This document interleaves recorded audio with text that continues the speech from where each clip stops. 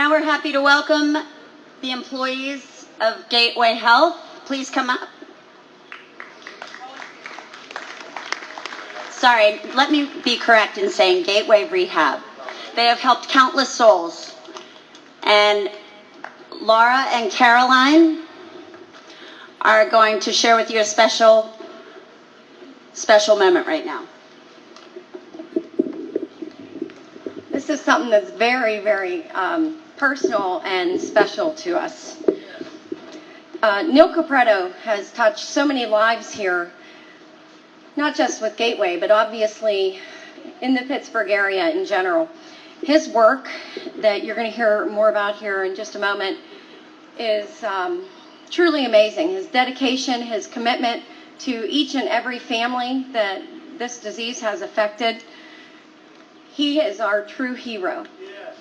He has supported us at Not One More.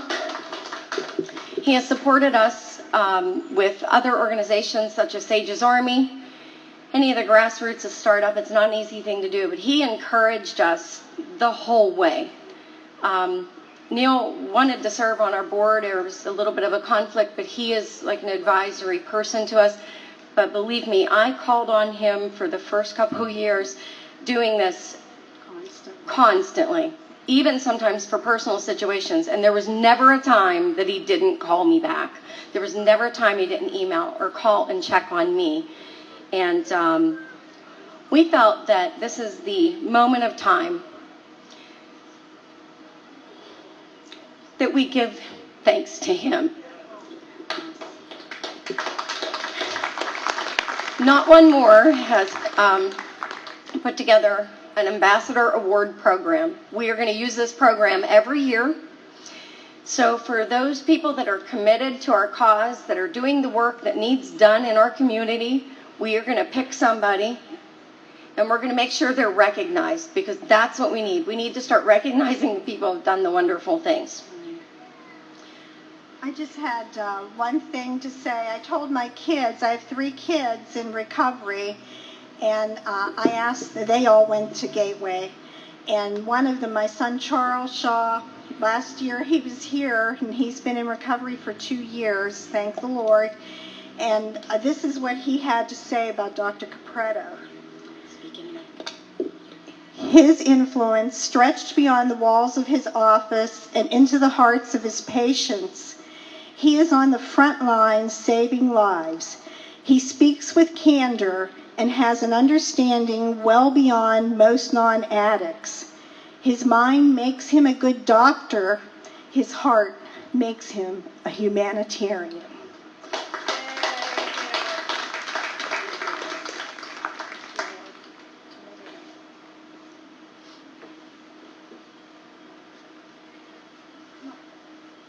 This is the award that we're presenting to Neil Capretto today. This is something we hope that he keeps and he cherishes.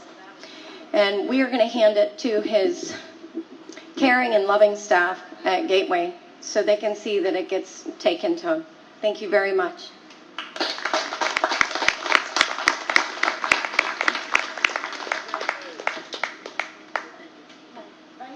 Thank you. Dr. Capretto, we love you. Thank you, everybody. As you know, Neil's sick and he's down at home right now, but we did just talk to him on the phone and we asked him to be watching the live stream. So, Neil, if you're watching, we love you.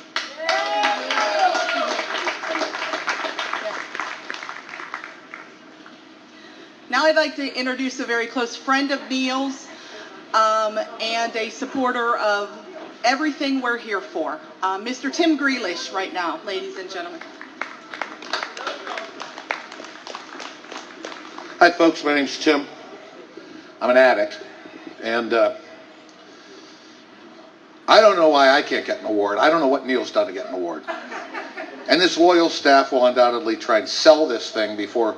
Neil, if you're watching, you know these people. They don't. They're probably never going to see the award. So I'm glad you're able to see it live streaming. I was with Gateway back in the late 80s and was there the very first day that Neil came to work for Gateway. And he came down to our clinical staff meeting, and in those days we had a huge clinical staff. We probably had 94 inpatient beds. And this clinical staff consisted of some I'm not going to call them type A personalities. I'm going to call them triple A plus personalities. Very strong. In all my years since then working in treatment, I've never seen a stronger clinical staff than I did that day that Neil walked in. And we were all anticipating the new medical director coming in because we were kind of used to Abraham Twersky. And this was going to be a real departure from a rabbi psychiatrist to an Italian doctor. And I got to tell you, when he walked in, I think pretty much everybody on that staff took one look at him and said, "We are going to eat him alive." Neil was so mellow and so calm and so composed, and we were nuts. We were flakes. And I'll tell you what, I learned that day that power is not something that you purvey with loud noises or screaming and yelling. Power isn't being pushy. Sometimes power is silence. Sometimes power is listening. Sometimes power is the ability to hear what somebody says, be able to translate it almost immediately, to be able to provide an answer that everybody can understand. Not a lot of people have it. That's what I call it. Neil has it. Now, I spent a lot of time with Neil. We went golfing together, and his golfing skills are known far and wide because he never hits the ball very far, and the ball lands in a very wide area that no one knows. If you've been in the woods in Mirror Lakes or whatever that golf course is, Neil's ball is probably a little Gateway logo on there. All that says to me is he must be a pretty good doctor because he's certainly not spending any time on a golf course.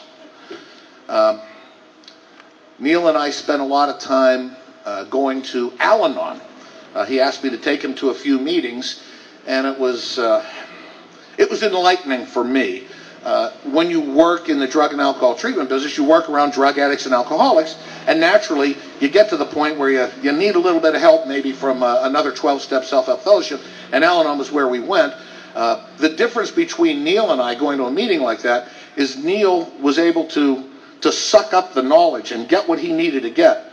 I was busy defending myself and all the other drug addicts and alcoholics because I felt like I was the enemy in this meeting. But I've got to say that I've been around the country. I deal with treatment centers all over the United States. I deal with medical directors and master level therapy people, psychologists, psychiatrists, and I will say that I don't know that there's anybody better at this than Neil. And anybody that doesn't know this, you don't really have to. All you have to do is talk to Neil for 5 minutes and you'll know. That's the kind of guy he is. That's the kind of presence that this guy has. You know, what has Neil done for treatment? Well, I'll tell you what.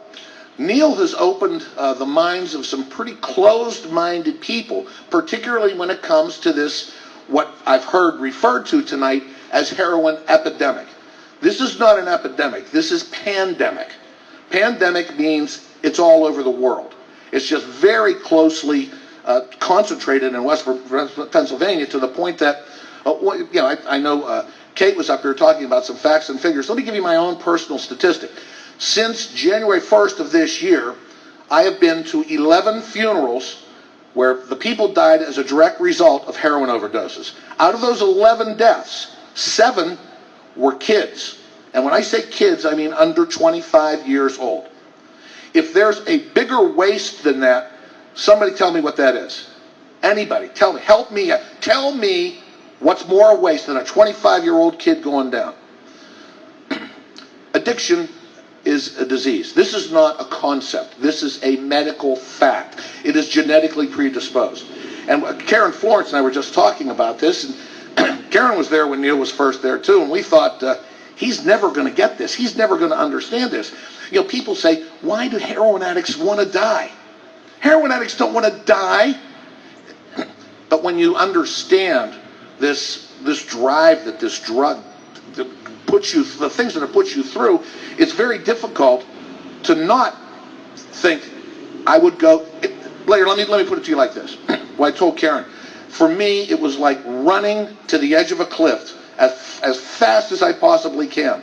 And not only just stopping at the edge of that cliff, but putting one foot over and balancing right before I went off. That's what heroin addiction is like. Unfortunately, the heroin's gotten much stronger, much cheaper, much more available. And if it were not for guys like Dr. Neil Capretto up at Gateway, there'd be a lot more deaths. I guess in a way, based on what I know, I'm almost happy I've only been to 11 funerals because I know what's going on in Westmoreland County, in Allegheny County, in Washington County. It's not just here in Beaver, but you're getting hit just as hard as everybody else here. So what do? Well, we can't duct tape these people and duct tape them to a tree. We can't do that. But what we can do is exactly what's happening here. We can make people aware of what's going on and make people also aware that recovery is possible. Treatment is absolutely, positively necessary, and locking these people up is not going to work. It gets you off the street for a little while. Maybe it gets you detox. Maybe you've committed some crimes, but I can't tell you how many people I've talked to that said, my son, my daughter is not a criminal. Now, they've committed criminal acts and are in jail because of that, but if you take the drug out, no crime. If you take the aberrant behavior away, there's no jail. All of a sudden, there's plenty of room in jail for everybody else. Let's just take the heroin problem out. I know there's a lot of legislation going on about naloxone. I have naloxone in my car. Anybody else have it in your car? I got trained by Mary and Luisi at the Onala Club. I'm not one more. Okay. I would encourage everybody here. You might not think you're going to need it, but you might. On the off chance that you might, go to one of these naloxone trainings. They're very short. They're informative. Get some naloxone. I have to have this because of what I do for a living. I'm an interventionist. I do drug and alcohol treatment placement, and I need this in my life. I also have a niece that lives across the street who just overdosed. Was saved. Her life was saved by her 6-year-old daughter. So the 6-year-old doesn't know how to use naloxone, and had I had naloxone and known this was going on, I'd have been able to help her out. She didn't die, but guess what? She's in rehab right now. Unfortunately, she's in rehab for her 3rd time. How many times do you have to send them to rehab? Until it works. That's what you do. You send them until it works.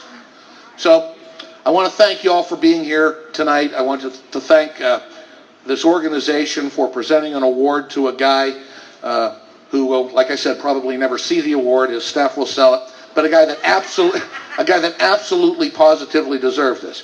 And Neil, if you're watching at home, you owe me $10.